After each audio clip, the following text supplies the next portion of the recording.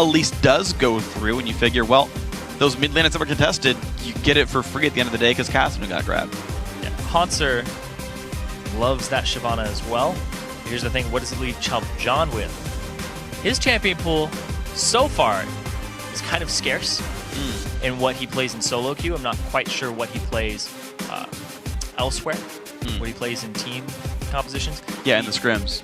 Pretty much is around just Renekton, do well in the early game form. But then he's got like Gragas, Lee Sin, Teemo. Hey, The it's Teemo, good. It's good. it's not so good against Shyvana though. It's the best champion in the game. Works in all cases. Oh. Well, Pat, he likes to play aggressively, and he can be that annoying, incredible force in the early game. We'll see what he ends up picking for that one. Evelyn going to work well in that case. It's what's try to get behind people. Sure. And Lucian going to go through for Evan RL, stealing that from Hoodstomp. Yep, not going to allow Hoodstomp to have that champion, but he would play Graves into that, given the opportunity. It was weird as one more time AoE. Again, don't go for the, again, there's no early support pick. They're grabbing a champ that's not going to be contested at all. With the Evelyn grab top lane as well, could be the same thing. So taking their time to look more strategically for their top lane and support lane picks. Yeah, they're going more counteractive. They pick up a couple things for themselves, like the Kassadin is just like, we want to snatch that up. And then they start just playing counteractive after that. Yeah, everything aside from Kassadin and Lucian has been counterpicked so far. So we'll see how this matches up. Hoodstomp does get Draven with the Lucian stolen away. Again, though, Cinda for LOD. And Team LoLPro, actually, for what it's worth, won't have to swap any champs at the end of the game. Yeah, that's absolutely true, unless it's a Draven in the jungle. You never know. Yeah, at least AD carry Draven jungle. She's got range. Zyrene. Hey, at least support was a thing for like a week or two. It was a thing for a while, actually. Actually, yeah, Korea played it a little bit. Yeah, I mean, even better now. I remember Daydreamin's breakout Elise game. Got a quadra kill at like level 7. Unfortunately, still lost, but that was fun to watch. It's a good way to break onto the scene. Yeah, but the Draven coming out here as an answer to the Lucian with the early game aggression. Wouldn't be surprised to see a Nami paired with that, so you can just snowball a little more. Morgana still on the table. Not a lot of support focus at all in terms of bans. Yeah. So they're just like, you can play whatever you want. You can have a Karma, you can have Morgana, that's fine, and there it is. Morgana Draven, I like a lot. He's going to be nice and safe, dealing damage all around. It's going to be the Aurelia pick up against Shyvana here. So Hauntzer went for Trundle against Shyvana. In this case, though, Chump John going for the more carry style with Aurelia up here.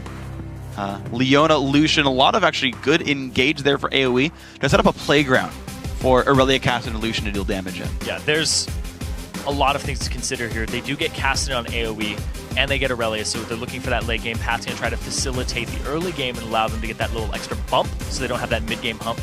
And LoLPro, though, Scatter the Weak, Elise Cocoon, Dark Binding. They have an infinite stun combo. Yes, they do. It's legitimately infinite stun. Yeah. If you can catch somebody, you're just like, oh, 1, 2, 3, 1, 4, 2, 5. 3. Yeah. Just over and over and over repeated once again. They'll probably never get it because you'll die by like stun number 2. Sure, yeah. But the fact that there's a Draven here, they willingly pick the Morgana into it with the Black Shield. They keep him safe, keep him out of engage. Yeah. Because Solar Flare is one of the... Draven's one of the easiest AD carries to catch with Leona. Yes. You have Solar Flare, you have Zenith Blade, you have all of these tools to get to him. Generally only Solar Flare, actually. Because you can stand aside the Zenith Blade. A practiced Draven player can completely shut down a Jarvan, a Xin Zhao, a Pantheon, a Leona. All of those can be stopped away. But if you're an Invisible Evelyn, if you're going to Solar Flare first and it doesn't get Black Shielded, then you've got ways in. So I do want to see how well this Draven actually stuffs those engages and stops them. Even Aurelia. I mean, Aurelia's another one, again, where you can. It's a lot harder to block her Q. It goes so fast. But there's a lot of things that Hoodstomp could stuff in this game to keep him safe and just to deal the maximum damage in the team fights. I do want to watch that. I think that's the individual player I'd watch the most for how this game tilts. LOD?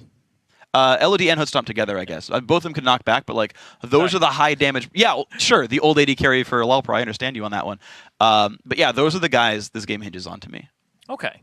Okay, I can definitely see that. And I'm on that page with you now. Yeah. It's like the LoLPro page. Yes. The LoLPro page is being like, you know what? LOD, Hoodstomp.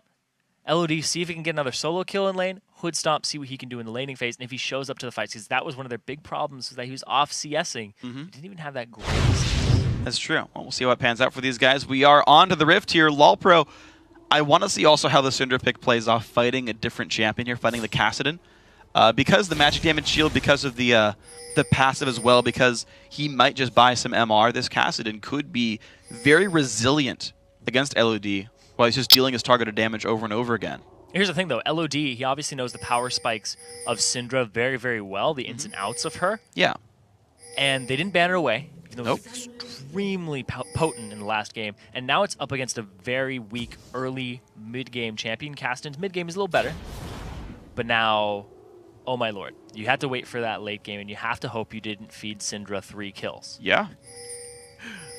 I mean, this game is, yeah, if we're going to watch Syndra and Draven on one side, you're definitely going to watch Kassadin on the other. Early invade by LoLPro does not get them spotted. A defensive pink for Heaven Time, again, for these guys. Yeah, they definitely have the better level 1, so there's no reason for them not to. You have Elise, you have Morgana, you have Draven, you have the Syndra up against Kassadin, whose level 1 is extremely weak. Aurelia is same boat. LoLPro seeking the 2v2 there, and unless you were literally watching if the ward went down, AoE doesn't know that there's that aggressive ward there. They put it in the fog of war, and while you could maybe see the particle, no one puts their map there at the start of the game. So we'll see. You would see like the little... You would see the wisp. The blip. Yeah, you can see the blips of the wards going down the little like wispy trail, but there's... I would pretty well guess that they AoE sniff it out. It's going to be a 2v2 top. Actually, AoE is going to invade with 4 with their top laners still here and look for that numbers advantage. But all of LoLPro is actually on this side of the map.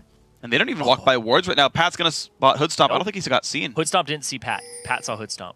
All right, that's going to mean the red buff there for Team AoE. And meanwhile, LoLPro runs right through a ward and says, all right, well, we're going to take your blue buff away.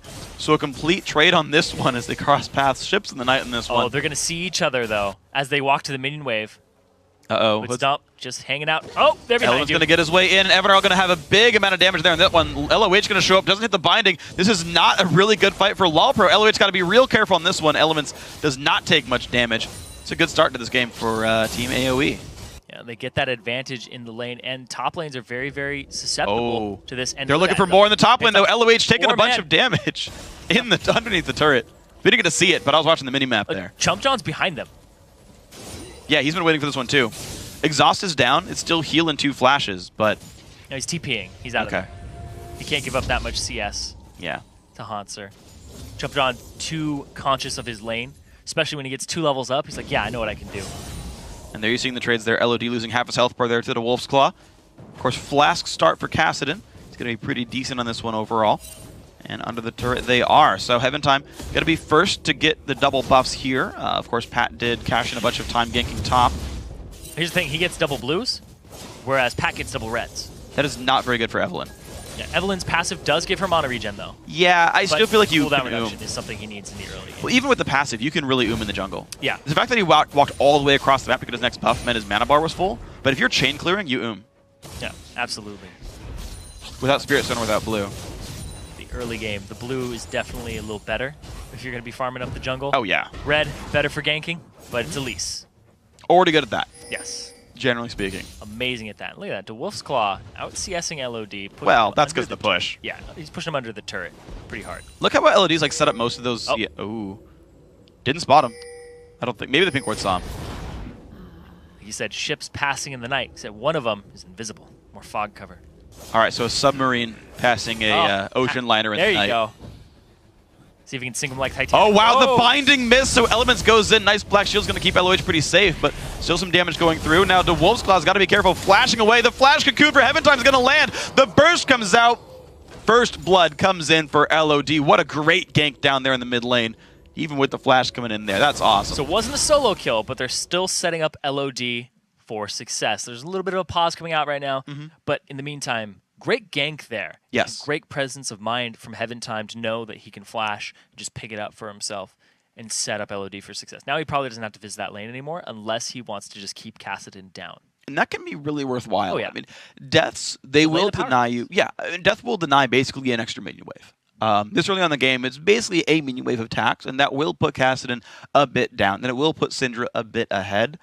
I still feel like it's hard to guarantee the 1v1 kill. Because Kassadin ran MR blues, because he has, again, all the stats I mentioned, you can max the Q, you have the passive as well. So I feel like he'd be pretty hard to kill. But hey, maybe it does work out. We do actually, though, have a replay if you want to go back through that gank, though, and see what happened. So we're going to see it here. Heaven Time actually comes in from the same side that the Wolf's Claw actually retreats to. And the Ignite gives him vision, so he knows that he can flash and light up the Cocoon perfectly to guarantee them the kill at that point. So that's the flash, too. Which is really big, because that means repeat ganks are just going to be even more effective. Exactly. It'll be so easy for Cinder to set a gank up pre-6 by just landing the stun and letting Elise walk in on that one. And that was actually a concern to me, was watching Kassadin pushing in. Because when we first looked back to the lane, it was Syndra underneath her turret. And I was like, wow, Kassadin was pushing. That's a pretty aggressive move. Yeah, it's a really bold move. And it's like, okay, well, Elise is taking her 2 buffs. You know you've got until like 3.5, 4 minutes before they show up. But to push another wave as pre-6 Kassadin, that's just greedy. You can't faithfully do that against a CC lane and expect not to get hit. And a CC jungler too. Exactly. Like you can probably do it against somebody like Evelynn. Yeah, it's all right. If you're going up against, let's say, like Zed Eve, like okay, you can push and then walk backwards, right? Yeah. Like you're probably fine there. But Syndra Elise is ludicrous. Yeah, talked about it in the Champion Select, how much synergy they have within their CCs and their lockups. It's going to be very bad. You get hit by one, you're going to be hit by another. Yes. And possibly another after that. Yeah, absolutely. And this is what I actually kind of like.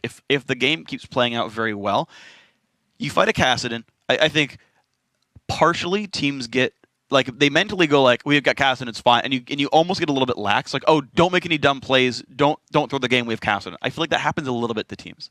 I know, I'm thinking back to like last split with Evil Geniuses. They got Yasuo when he was overpowered, and they got Kassadin back pre-nerfs when he was like the most broken champion ever, had like a 95% ban rate or something silly.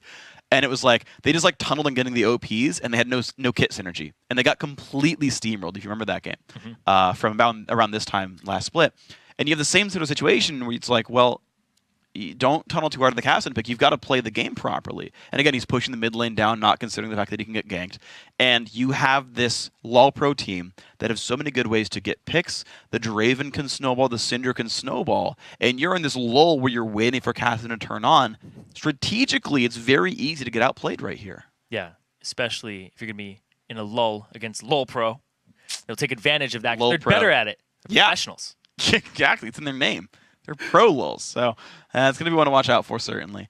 Okay, so casting being shut down, the early 2-on-2 is going fine.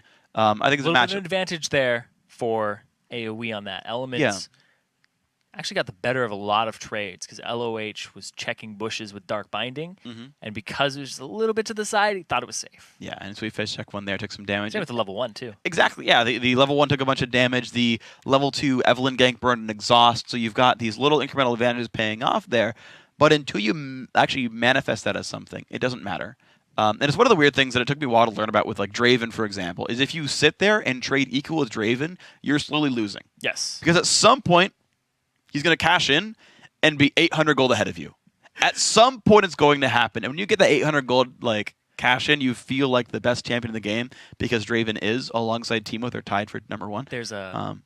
There's a point where I saw Maple Street get a 1,400 Draven Adoration cash in. It was ridiculous. Just farming all game, right? BF and sword. Then, boom.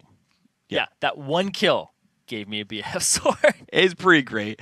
And yeah, so that's his passive. Yeah, I would take that as a passive. That's a fairly strong passive. I like that. And this is why I like the Morgana pickup, because it helps keep him safe. It'll help counteract a lot of the ganks. Also, thinking about their team composition, there's not a lot of way. Well, I mean, maybe with Evelynn, I'm trying to think about the base damages here, but there's not a lot of ways for the team to break Black Shield in a meaningful way. So, for example, the bot lane can't do it by themselves. Solar Flare, by the time, like I think rank 1 Solar Flare won't beat a like level 3, level 2 Black Shield by that point in time. So I think you can tank through it and then just like, well, I don't really care about the Leona synergy Q. would be you Rift Walk in Force Pulse as the Solar Flare is coming down. Right. The only good person to break Black Shield with is Kassadin. Yeah. And he's an engage tool too, though. Yeah, and sure, it's like Kassadin's like CC isn't super high, doesn't have a silence anymore. Like you can realistically let Kassadin blow his, initial burst on a Black Shield. Like that's okay, right? If it allows you the Draven pick, that's fine. It's not like you're really missing out on a whole lot. Like he's got the shield, and he's got the shield either way, right? So you've got to get through that damage regardless of who actually puts the damage through. But outside of that, that's going to be a difficulty to actually catch people out here. Yeah, and speaking of catching people out, though, LoLPro have all the tools, all the cards in their hands. They do. With the 3 CC members, the jungler, the middle laner. and support. So when the late game hits, if the vision control for AoE isn't impeccable, they're going to get picked off. Yes. Oh, they got to be good about this one. We'll see if they can do it. Last game, AoE bought a whole bunch of wards, and generally did a really good job with that one. They've got to keep it up here in game 2, and they've got to win this one if they want to stay in the tournament. Yeah, and for LoLPro, instead of keeping it up, can they keep the Kassadin down? Ooh. Speaking of going up and down, dodges upwards and gets away from the Dark Binding, so he's going to be okay. Bugana can't keep it down. Chum John, though, his health bar is going down. Hans are going up on him. Min's going to be reaching up to this turret very soon. League of Legends. 2 more will fall down. Ups and downs. 14 gold going up into the pockets of Hanser. He's leveled up to 5. Chump John not quite there. He's a level down. He's going straight after the turret now. And Chump John's going to have none of that. His HP's bar is going up. Yep. All right, we're done. 10 style healing up quite nicely. Hanser gonna back off of that one. He 10 style goes back down. Now to Wolf's Claw level 4.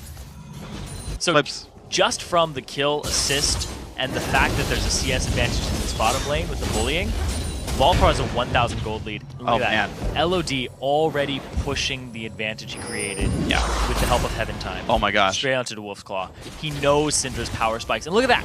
Heaven Time's back. Yep. He's sitting here for 2 reasons. 1, Evelyn will most likely come here. And 2, can he land it? Line it up. Ooh, good juke right there. Some more damage comes through, but Wolf's Claw's got to be so careful. His recall only got him a Ruby Crystal and a ward he can't even put down yet.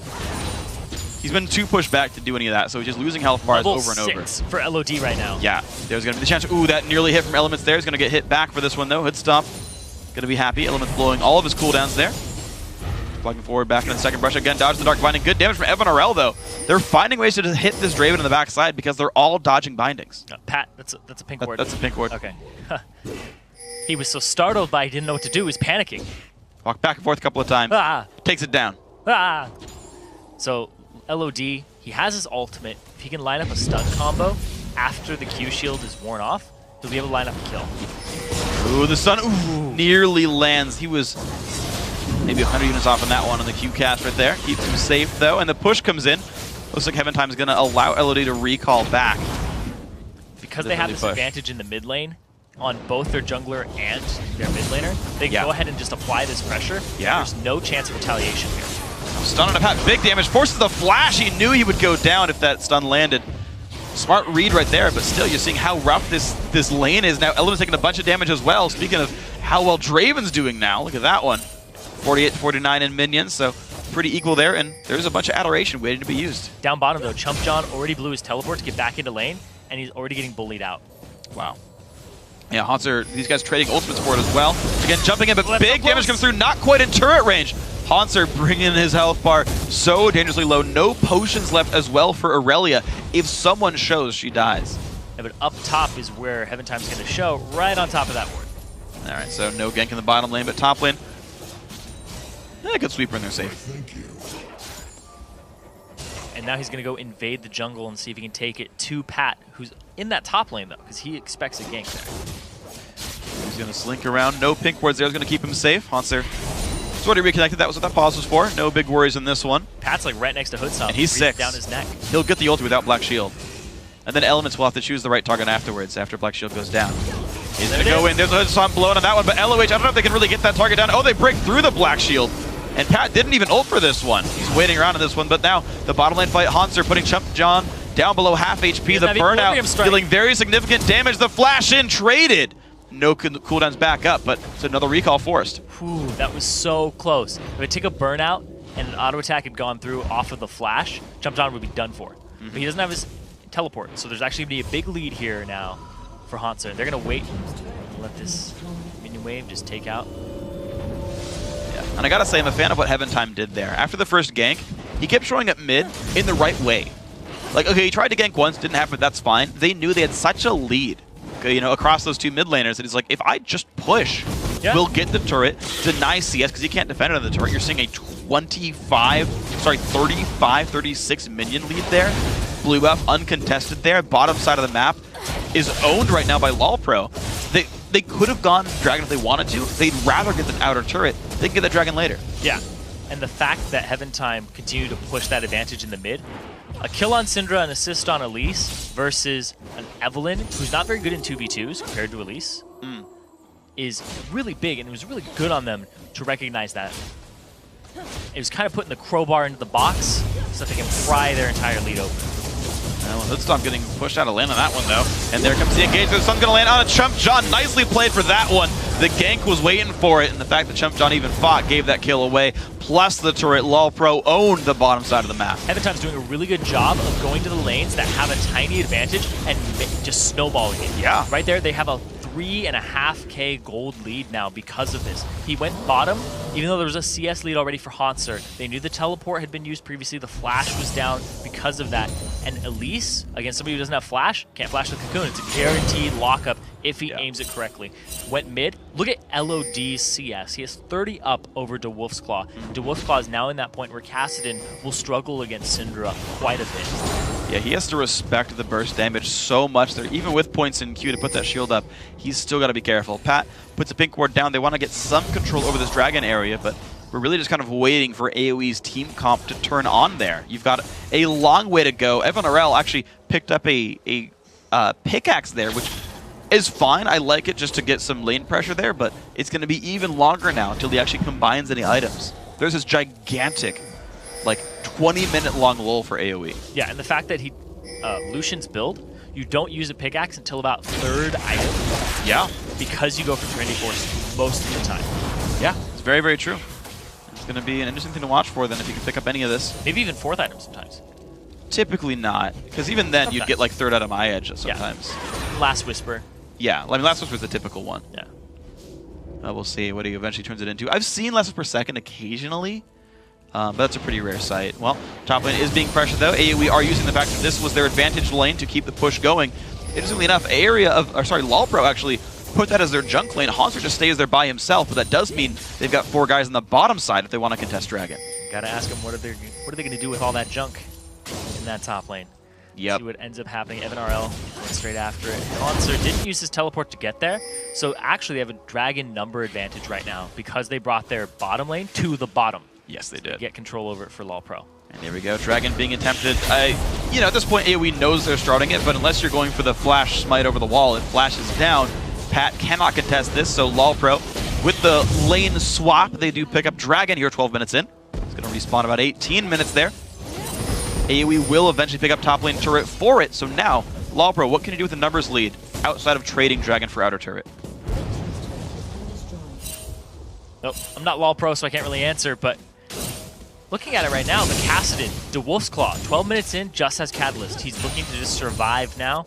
He's already given up a kill, which is a huge advantage for LOD, because we saw him just pry that game open last time. See what else they can do with this one. DeWolf's Claw stays alive with the straight through the shield there. Yeah, at least it's tanking the Q though, so he's not taking health damage when that happens. Elements though goes in. Heaven Time got to be a bit careful on this one, but Hauntzer just goes in for that one. Solar is going to be nice though and land on these guys. Evan RL trying to help keep the team alive. Here comes Pat as well. You were right, and this could be rough. LOH flashes in. Who's going to stay for? Looks like he wants Element, but misses the Dark Binding. Thankfully, Heaven Time still going to be there. Nice CC from LOD, and that's going to be some damage. Evan RL forced to run away very far. This one, Chump John though shows up and turns that kill back around. AoE find their way into this fight. Chump John might have gotten the reset off that one, but here comes DeWolf's Claw. Finds more CC. Can he get more on that one? Nice Cocoon. It's going to be the disengage, but not the fight they wanted. There comes the engage again for the Wolf's Claw. Nice repel to get him back out of this one. LOH should stay safe, but again, not the fight LoLPro wanted. Yeah, they ended up losing 2 members there, actually, for LoLPro. Yeah. Raven had nothing to do with that, so it was a 4-on-5 in the overall.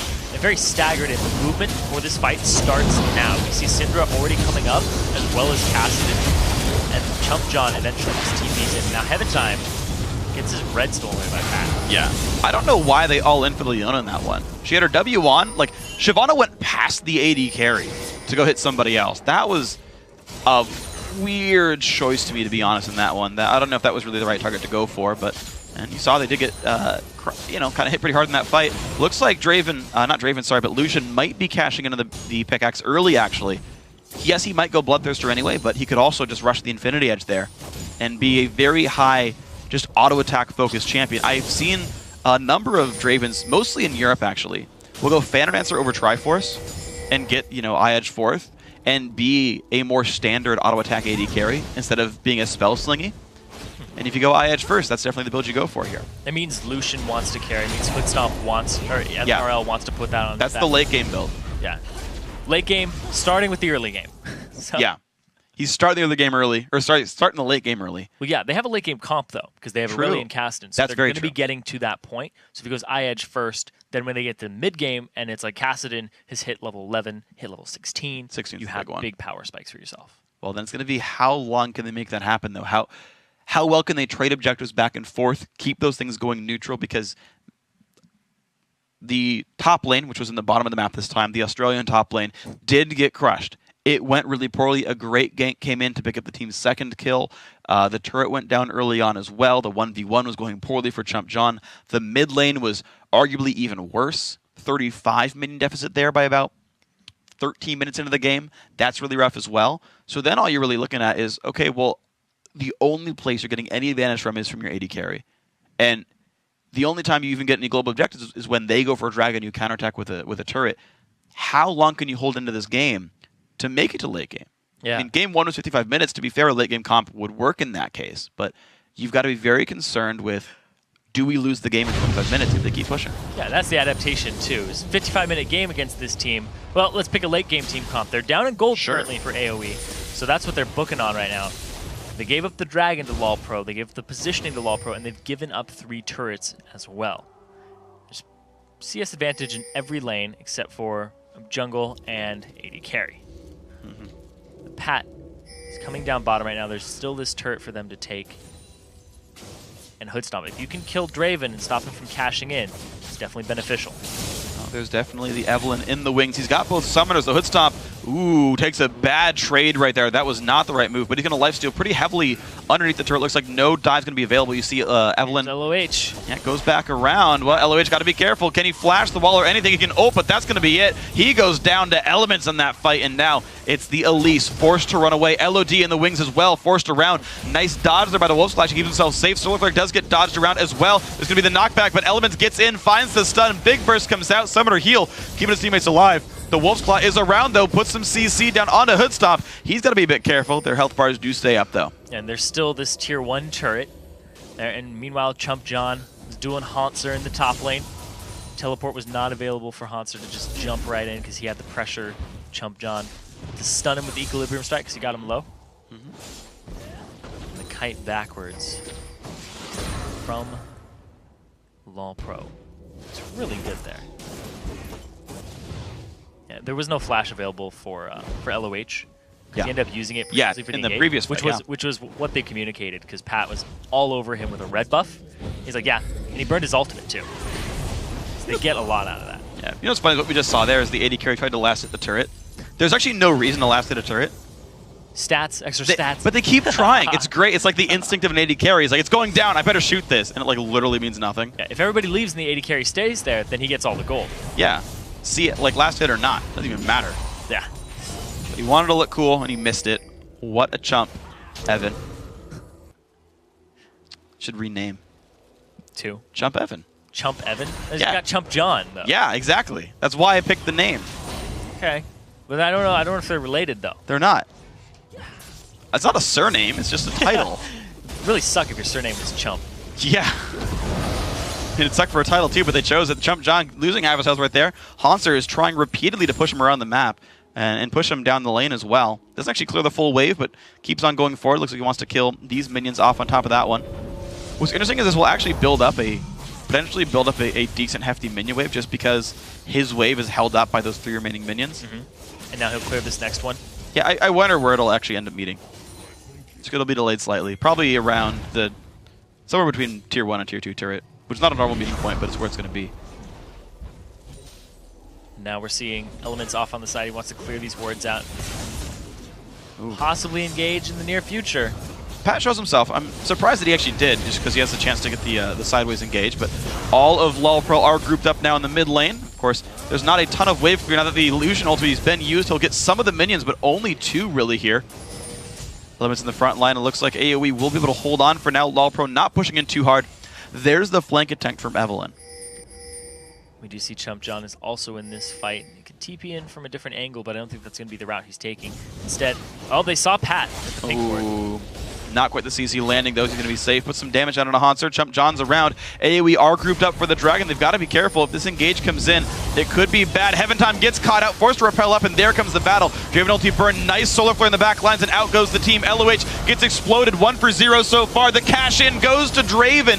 He gets a whole bunch of money before he starts burning down from the Ignite. Actually, they will trade 2 for 2 in this fight, but it's getting worse and worse now for LoLPro. The slows coming in. Pat dives forward. He'll pick up another kill for the team.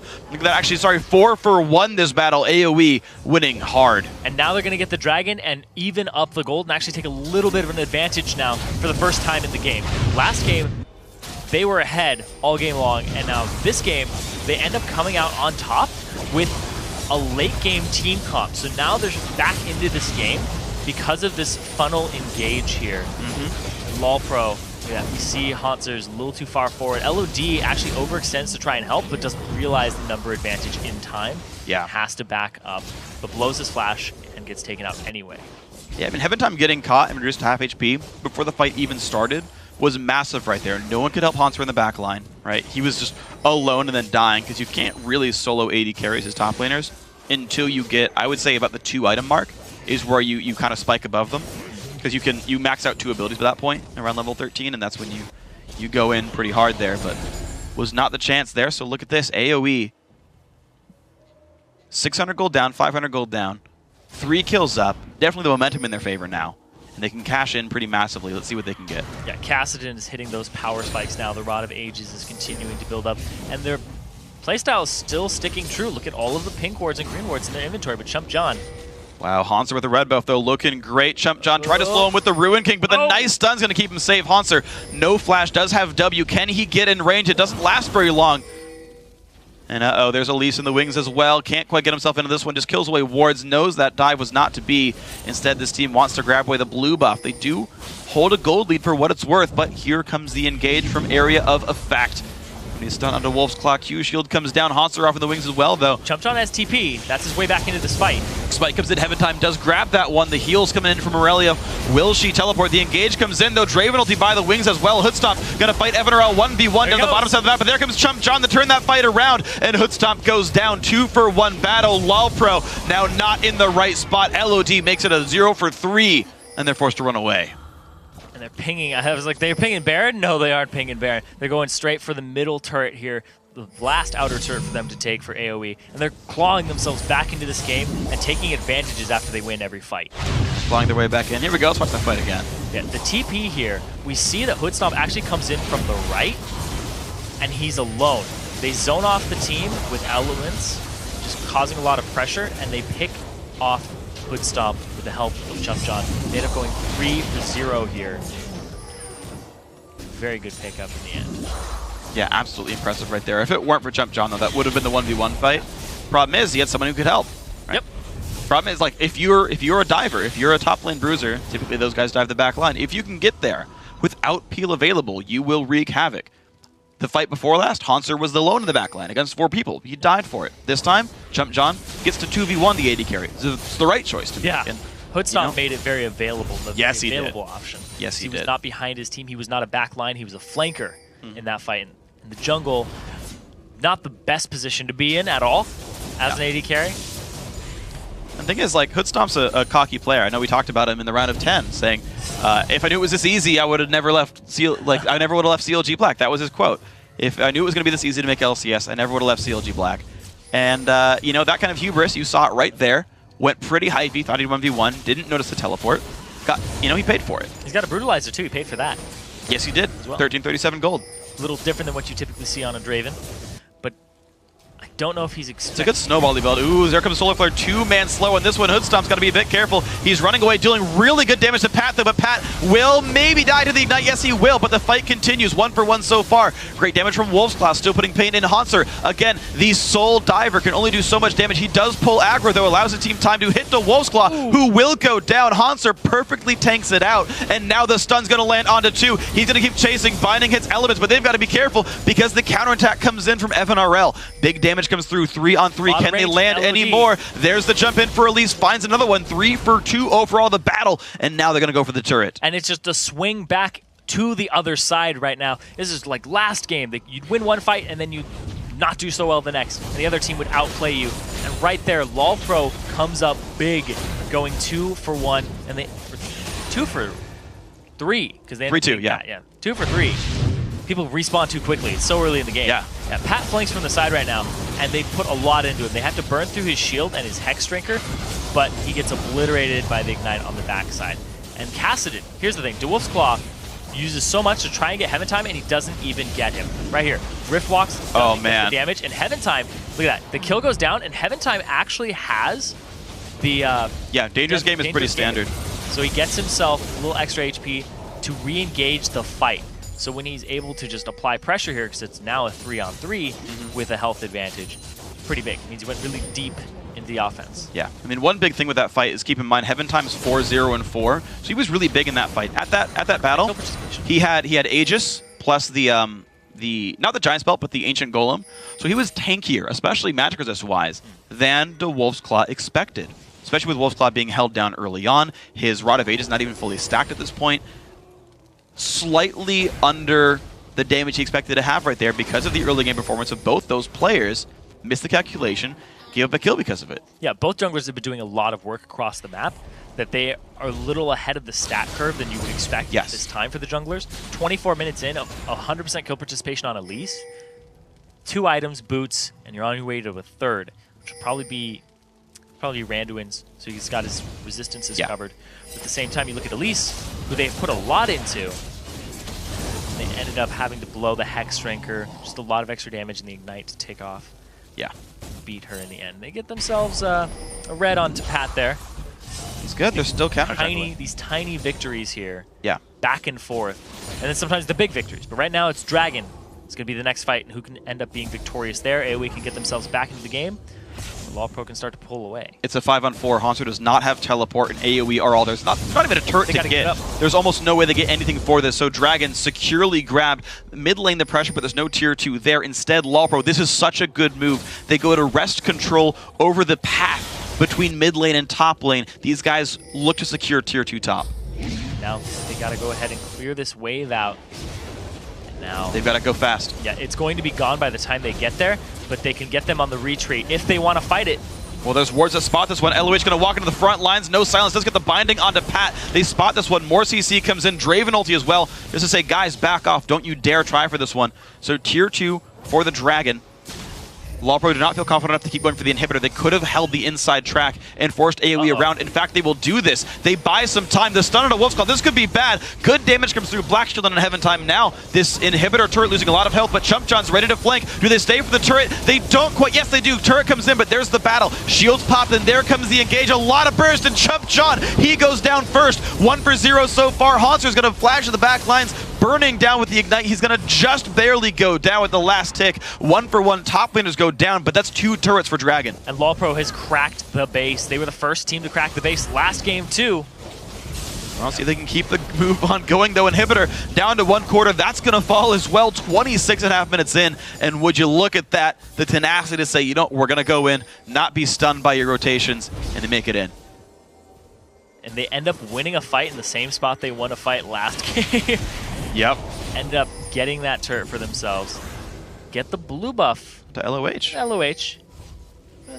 Whatever. That's all right. Their own is up. They can give it to LOD. He's got to be careful, though. He is alone sweeping away wards. LOH flashes the wall just to get away a little bit faster. He'll be able to do that, but Area of Effect, they know there's no mana on most of these guys. They're going to start Baron for it. TP comes in from Chump John, and now LoLPro without big mana bars and blue buff on the wrong character. It's going to be the chance. Oh man, this could be the Baron. Heaven Time has Flash, he has Repel, he can go for the steal and get out. CC comes in for Elements, but a bit early. Black Shield comes down, there's the Repel. They get off, but this is way too early for him. The Draven only comes by. Who's going to get the smite? It gets picked up there by Pat for AoE and the 1 for 0. Elements leading the charge. They're going to go in for this one. Kassadin will join the team soon, but the burst turns it back around. 4v4 on the map. Baron and the disengage. You could see that DeWolf's Claw wanted to go over the wall, and Pat wanted to flash to help Elements, but the call was don't help.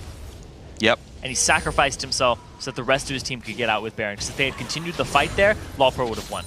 They had the sooner back. They had just gotten out of there. Their combat stats are ready to go.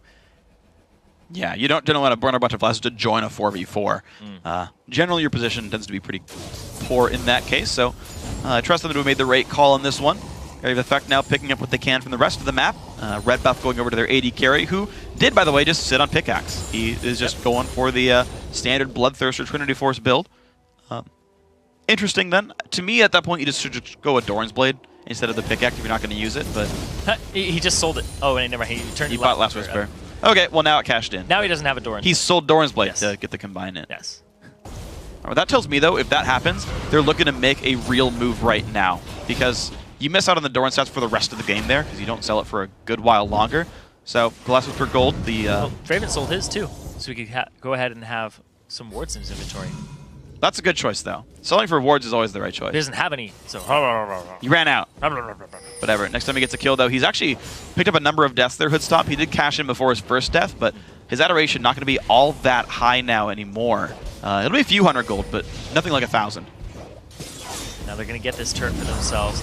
Baron on AoE, but map pressure in favor of LoLPro. They have super minions pouring down the top lane. They want to fight now. Flash engage lands onto 4. There's a solar flare as well. Big damage coming in, and Hoodstop goes down first, but there's Haunter in the back line. Looks for Chump John. He gets just barely enough damage to push them away, but the team stays alive. Wolf's Claw, though, takes the cocoon, makes that a 1-for-2, but low health bars on AoE. Heaventime does catch up, though. Can they get a little bit more? No cocoon really can land because there's minions in the way. Nice stun, and he positions to land that cocoon after all. Black Shield keeps him a bit safer. Elements takes big damage, and the Q comes out, making it 2-for-2 despite the Baron buff on AoE. And the fact that they have this huge minion wave knocking against their Nexus right now.